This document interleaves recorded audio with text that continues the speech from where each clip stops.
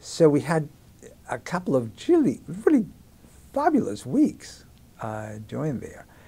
One of the experiences I had is that one of the waiters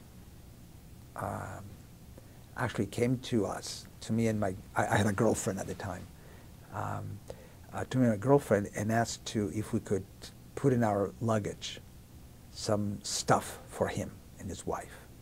Of course, was either they were smuggling something or he was just bringing things from America for his family and didn't want to pay the extraordinary, import quota that he had to pay. So we said yes.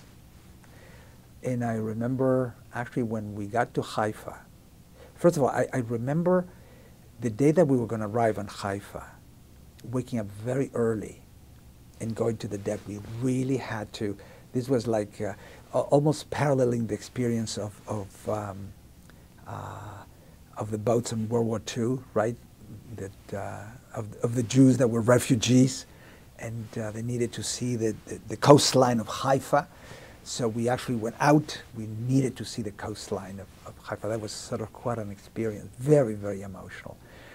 And when the boat docked, actually the police came to interrogate us.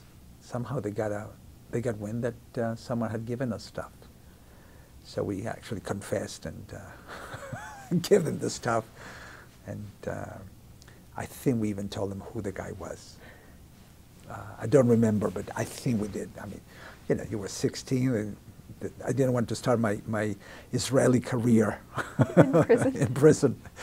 So, and I remember just being in Israel and seeing the sights and breathing the air and feeling the sun was really sort of an incredible experience, something that I had dreamt for years.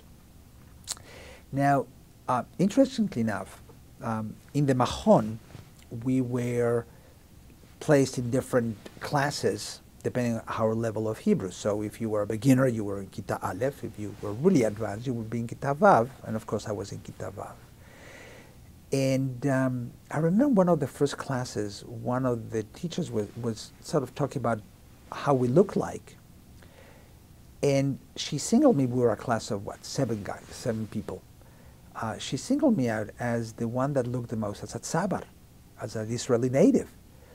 I had, you cannot tell it now, but I had dark, curly hair, and a lot of it. My Hebrew was almost impeccable, almost without an accent. And the way I dressed looked very much like an Israeli kid.